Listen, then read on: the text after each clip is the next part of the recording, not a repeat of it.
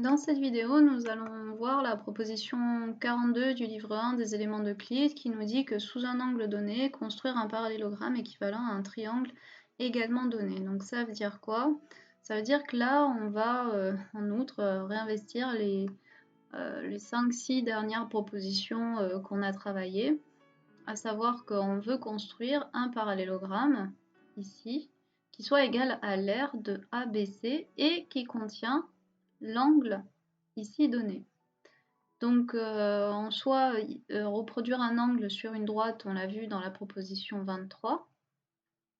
Et ensuite, pour construire l'aire qui sera de ce triangle qui sera égal à celui du parallélogramme, en fait, on va utiliser ici la proposition du coup 41 qui nous dit que... alors pourquoi 41? Parce que elle nous dit que en fait, si un parallélogramme et un triangle ont une base commune et sont compris entre deux mêmes parallèles, alors l'aire du triangle vaut 2 fois l'aire du parallélogramme.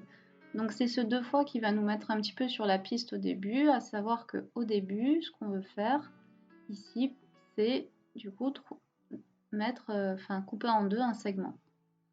Et en fait, l'idée, c'est que en coupant en deux ce segment, il va aussi intervenir une autre proposition qui va être clé. Donc je vais faire ça. C'est de dire que là, le triangle AGC, hop, je vais le mettre en rose aussi. Tac, hop, tac, tac. Le triangle AGC est égal au triangle marron ici, ABG. Pourquoi? Parce qu'ils sont à bases égales et compris entre les deux mêmes parallèles. Et la proposition 38, on a montré que, effectivement, dans ces conditions-là, les deux triangles sont égaux. Donc ça veut dire que la somme des aires de ces deux triangles est égale à l'aire totale de ABC. Et c'est là que, du coup, en fait, tout va se découler.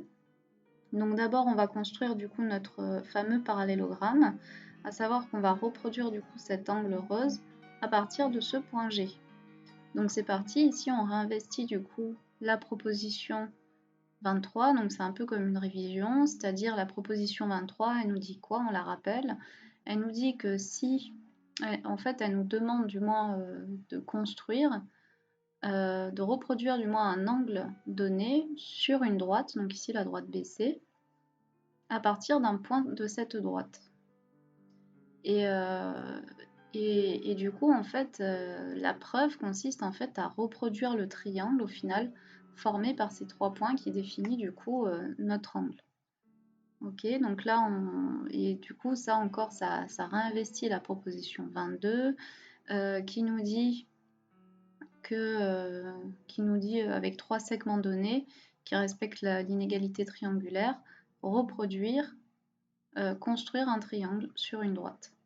Donc voilà, tout se recoupe ici. Donc c'est un peu la proposition révision, hein. Voilà, ils aimaient bien un peu se donner des défis comme ça à l'époque.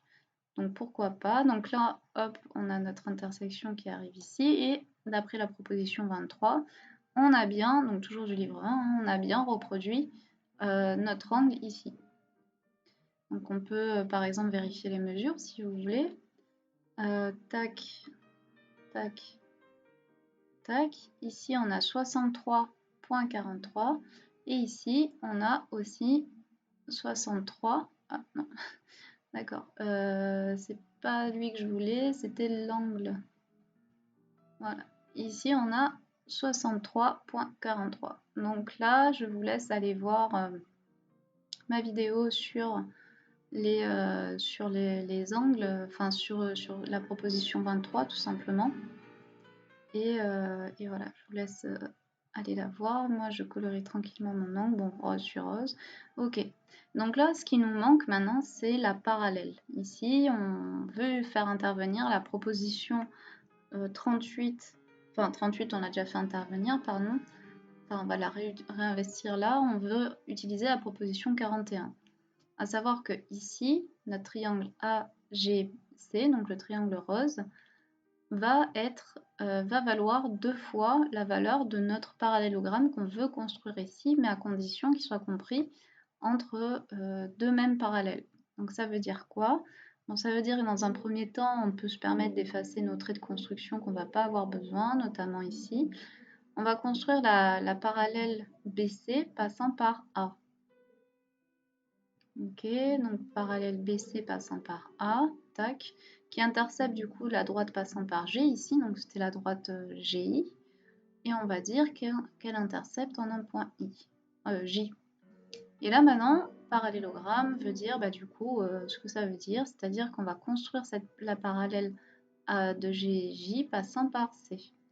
Et du coup, là, elle va s'intercepter en un autre point de la droite AJ, et on va trouver un joli parallélogramme ici.